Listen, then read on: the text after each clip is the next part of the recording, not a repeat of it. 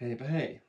Ja katsotaanpas tänään vähän sähkösytytysjärjestelmiä, tai järjestelmää itse asiassa, kun tässä on yksi esillä. Mutta ihan yleisesti sähkösytytysjärjestelmistä sen verran, että siinähän on toimintaperiaate sama sinänsä, että on moduulit ja sitten on ohjain tai moduuli. Ja moduuli tai moduulit on niitä, mitkä viedään fyysisesti sinne ammuntakentälle, ja ohjain on se, millä ohjataan sitä ilotulitteiden ampumista näytöstä. Jep. Mutta itse näistä Cobran moduuleista, tässä on nyt tosiaan kaksi erilaista moduulia, eli on 36M vasemmalla ja 72M oikealla. No mitä se sitten tarkoittaa, niin se tarkoittaa siis sitä, että vasemmanpuoleisessa on 36 kanavaa vähemmän kuin oikeanpuolimmaisessa. Tässä vasemmanpuoleisessa versiossa on muutama erilainen tapa kytkeä noita johtoja kiinni. Ne pystytään kytkemään näihin sellaisilla liittimillä, tai sitten laittaa suoraan kuparilangat näihin tötteröihin. Ja sitten tässä oikeanpuolimmaisessa on vain yksi tapa, ja se on tämmöinen liitäntä niin kuin täälläkin näkyy. Eli tässä on 2 vain ja täällä on 4, eli tässä on puolet enemmän kapasiteettia ampua. No sitten ihan ylipäätään näistä laitteista, jos katsotaan tätä ulkomuotoa, niin mitä me tästä niin kun nähdään, niin täällä me nähdään tällaiset töttöröt. Täällä on USB-portti täällä takana. Sieltä pystyy lataamaan ohjelmistopäivityksen. Tuolla näkyy latauspistokkeisrööri. Sitten nämä ovat ulkoisen virran tatteja. Niistä pystyy antaa virtaa. Kuin joku auton käynnistys. Jep. Sitten no, täällä on tietysti virta-avain, eli siinä on off-asento, mikä pitää ollakin päällä. Sitten on test-moodi vasemmalla ja arm-moodi sitten oikealla. Sitten siitä löytyy muutamat erilaiset napit täältä. Siinä on myös sellaiset napit kuin CH Plus ja CH Minus, eli Channel Plus ja Channel Minus. Kanaviahan näissä laitteissa on yhteensä 199 ja yksi kanava tukee 18 GUEa. Eli GUE on se yksittäinen sytytys. Sitten siellä on Change Bank-nappi. Change Bank-nappi tarkoittaa siis sitä, että pystyt vaihtamaan pankkia. Pankilla tarkoitetaan siis yhtä tämmöstä tai sitten yhtä tällaista isoa, mikä nyt tuossa näkyy. Ja täällä on pankkeja yhteensä tosiaan siis 4, niin kuin äsken näytin. Tässä kuparilankaliitoksissa tai liittimissä, niin tässä on pankki A ja tässä on pankki B. Ja kun ohjataan vaikka esimerkiksi vapaa-ammuntana näitä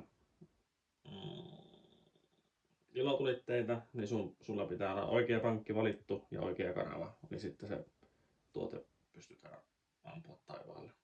Jos sulla on väärä pankki, väärä kanava, niin silloin sä et pysty ampumaan, koska se ei vaan yksinkertaisesti tunnista sitä. Kumma juttu, kun on väärä pankki ja väärä kanava. No, jep, olipa hyvin sanottu. Mutta mitäs muuta me nähdään tästä? Jep, molemmat on mustia.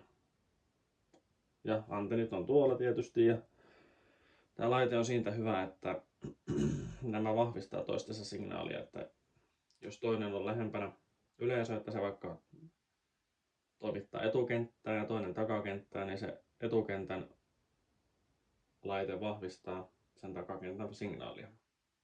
Nämä mä ainakin itse ymmärtänyt. On tietysti ollut täysin väärässäkin. Tuosta etu-takakenttää jutusta, niin minun mielestä tämä on edullisin vaihtoehto, jos puhutaan ammattilaitteesta, niin että saa kentän niin kuin leveäksi. Eli mulla on tämä oikeanpuolimmainen 72-kanavainen, tai niin kuin 72-kanavainen kyllä, niin tällä mä ammun etukenttää, ja etukenttää, on tuossa yksi, etukenttää, ja mä levitän sen kentän tämmöisillä RJ-4-kaapeleilla, eli mulla on näitä, on 2 metriä 7, 15 ja 30. Ja sitten tämä sitten toimittaa takakenttää ja joko ihan laittamalla näihin kiinni tai sitten näihin. Mielestäni nämä slattivaihtoehto on paljon turvallisempi kuin tämä, kun slattiin sä pystyt laittamaan ne sähköjohdot kiinni jo valmiiksi, ja sitten kun olet aikomuksissa ampua, niin käyt vähän ennen sitä kiinnittämässä sen tänne tämmöiseen liittimeen, että sulle ei ole koko aika ne johot täällä kiinni ja tavarat putkessa. Jep, mutta voitais sitten ihan katsoa päällisin puolin vähän tätä ohjainta. Tässä on siis tämmöinen ohjaa, millä ohjataan niin vapaa-ammuntaa kuin automatisoitua näytöstä. Täällä on myös kanavanapit tuossa, ja tässä on jokaiselle kanavalle taas nämä yksittäiset nappulat 18 numeroon asti. Siellä löytyy autofire, sitten steppinappula. Steppinappulalla pystytään myös ampumaan niin kuin 1 ja 2 ja 3, se hyppää sitten aina seuraavaan. Sitten ihan valonappi, eli se valaisee nämä nappulat, jos on pimeätä, että pitää vähän paremmin nähdä. Synkronointinappi, eli sillä me saadaan synkronoitua nämä laitteet keskenään. Täältä löytyy myös synkronointinappi. Sitten täältä löytyy test kautta disarm-nappula. Eli sitä kun me painetaan tuota testinappia, jos meillä on täällä johto kiinni ja painetaan testiä, vaikka laitetaan se tuonne numeroon 3 ja painetaan testiä, niin täällä, jos on kanavat oikein ja pankit oikein, niin täällä pitäisi syttyä vihreä valo. Ja sitten on arm-nappula sitten, ja se on sitten semmoinen, mitä painetaan vasta sitten, kun on turvallinen etäisyys siihen ammuntapaikkaan itselläsikin. Mitäs muuta tästä nappulasta, ohjaimesta? Tämä on paristotoiminen. Tähän pystyy upgradeaamaan akun.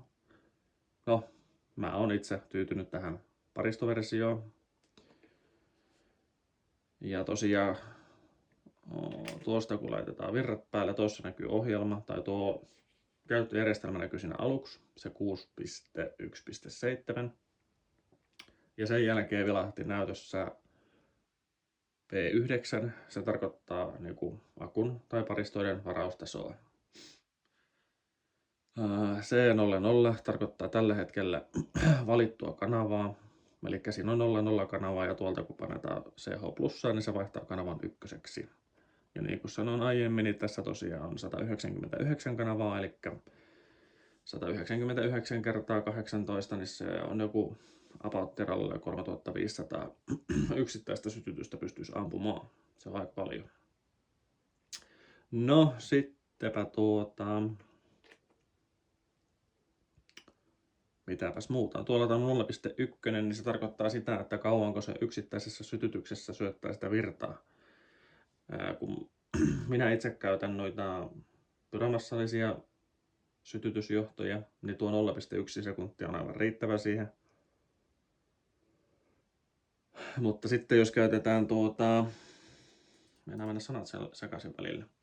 Jos käytetään tämmöisiä talonkaapeleita, mitkä hehkuu, niin tuo 0.1 sekuntia ei riitä siihen, vaan silloin se pitää muuttaa tuo arvo suuremmaksi. Jos jonkun videon katsoin joskus, niin siinä oli ainakin laitettu 2 sekunnin hehkutusaika. Mutta niin kuin me nähdään täältä, niin täällä synkki vilkkuu, ja sitten kun me laitetaan tuolta vaikka tuo laite päälle, niin tuollakin pitäisi alkaa synkki pyörimään kohta. Tai vilkkumaan.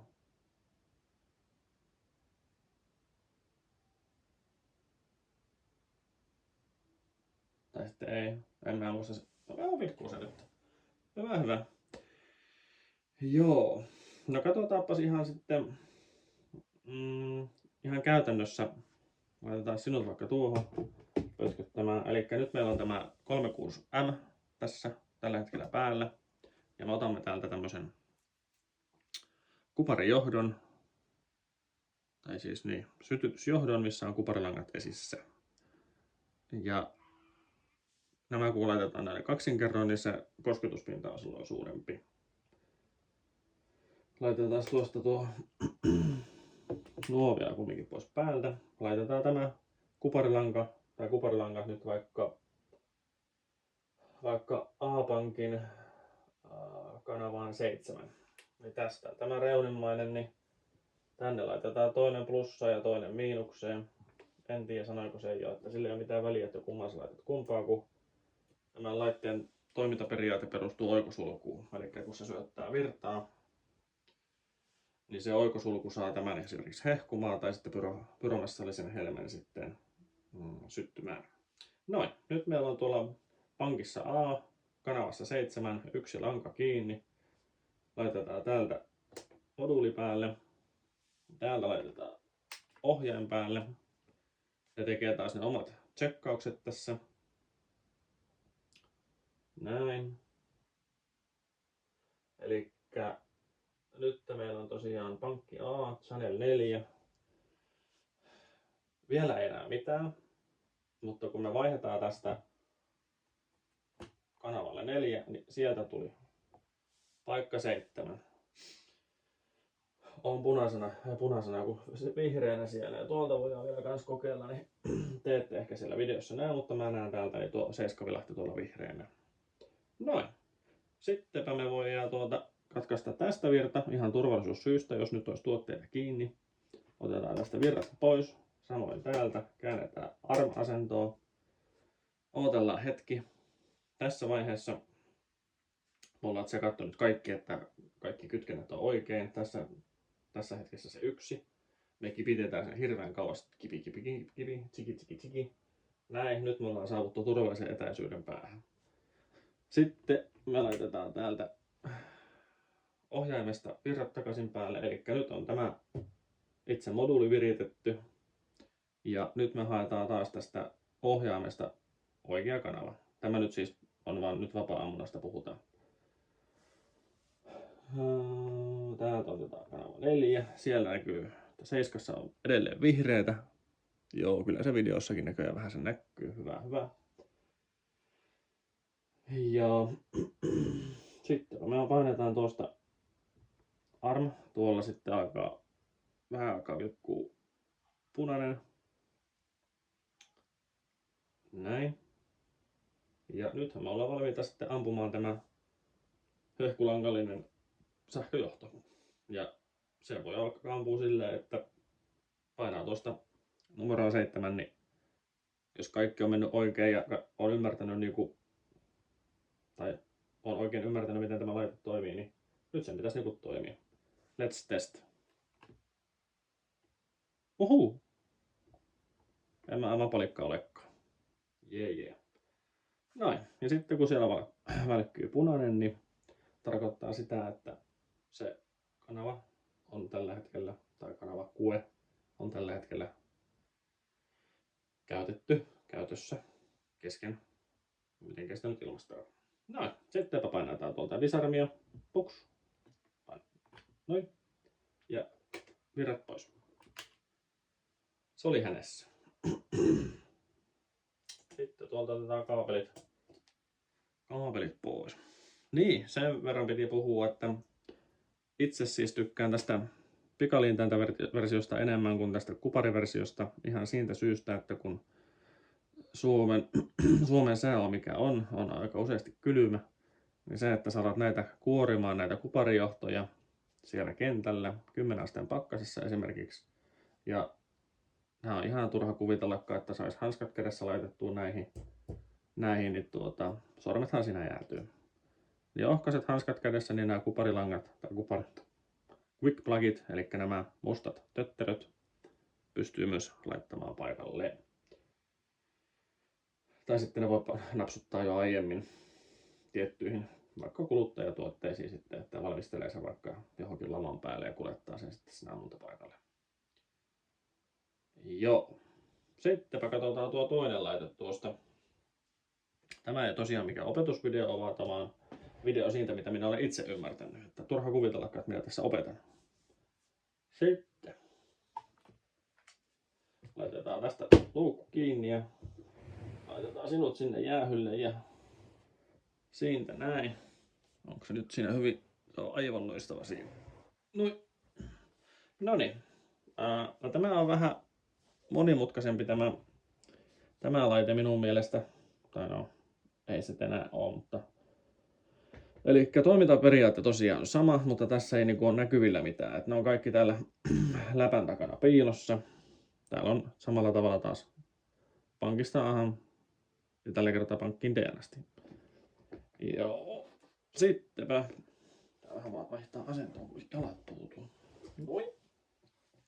Eli mitä me tarvitaan tähän laitteeseen, jotta me saadaan sama lopputulos kuin tuolla äskeisellä laitteella. Eli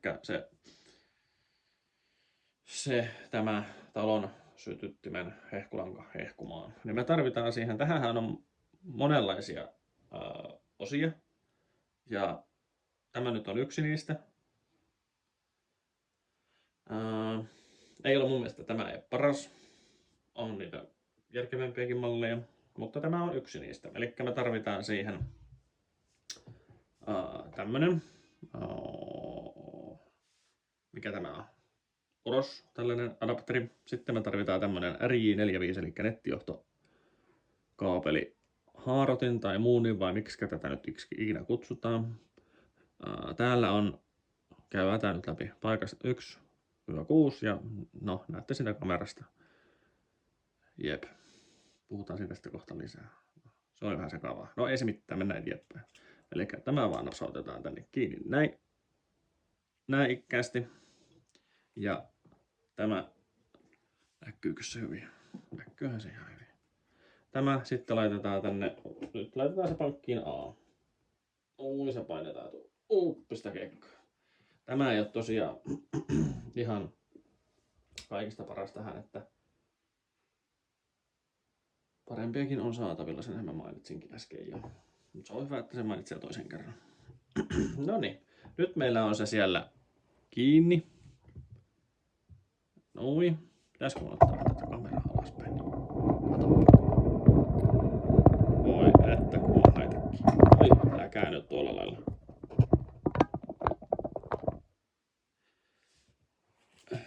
Näin. Aha, kato, luukku menee sinnekin. No nythän se meni ihan säätämiseksi.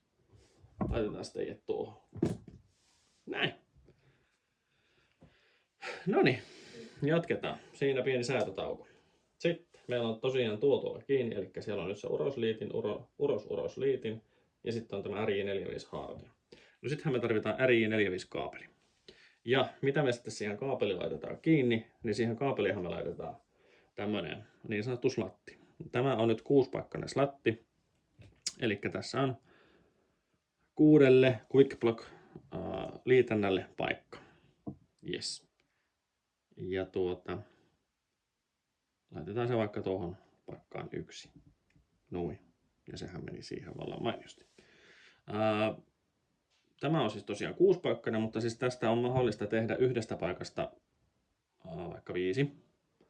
Ja sen pystyy tekemään tämmöisillä erilaisilla. No näitten, tämän nimi nyt on, mikä tämä on? Joo, breakout boardeilla.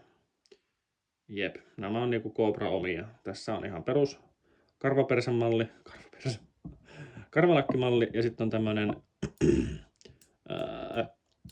mikä tämä on? Mitä nämä on? Vipuja. No vipumalli, juu. Mutta tässä vipumallissa, niin ajatuu viisaampaa sanaa mieleeni. Jos sä ammut vain vaikka 3, niin silloin sulla pitää olla nämä 2 pois päältä. Koska jos sulla on kaikki auki, niin se ei toimi.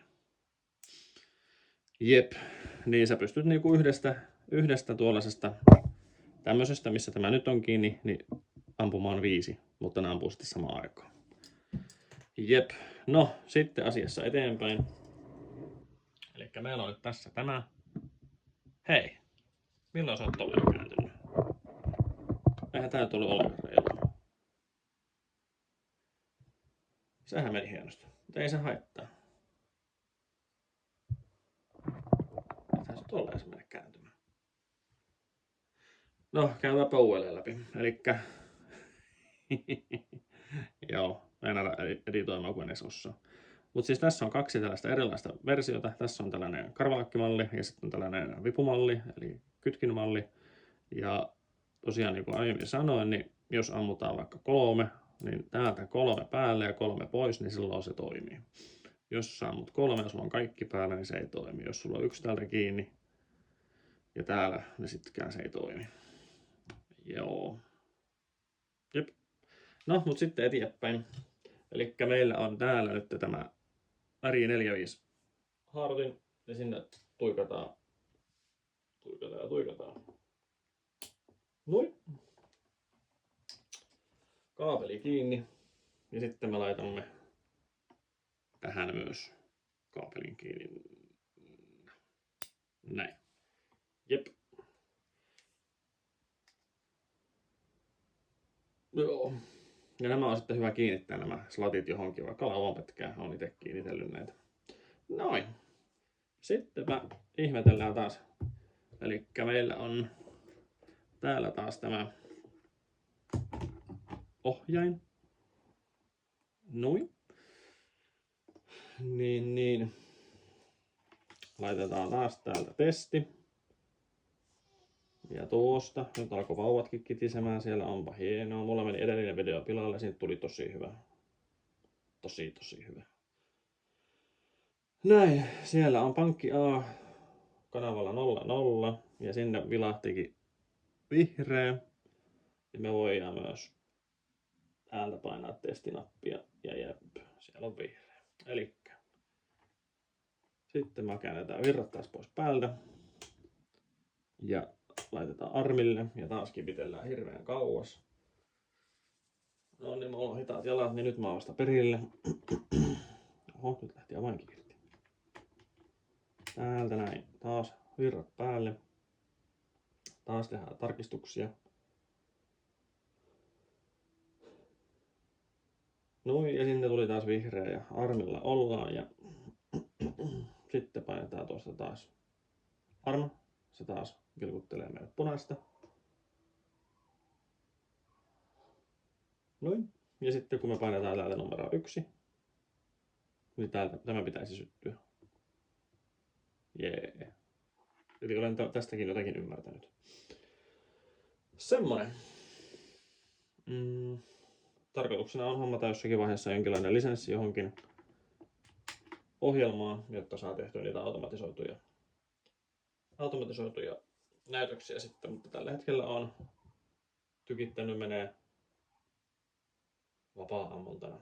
Vapaa-ammunta tarkoittaa siis sitä, että sä yksi kerralla ammut täältä halutun tuon kuen ja sitten tarvittaessa, jos sulla on enemmän kuin yhdessä kuessa tavaraa, niin sitten sä lait kanavaa ja sitten ammuttaa sieltä numeroiden kanssa. Joo, olisiko se siinä? Kyllä se varmaan siinä taitaa olla. Eipä mulla tai muuta tulla mieleen. Jep, heippa.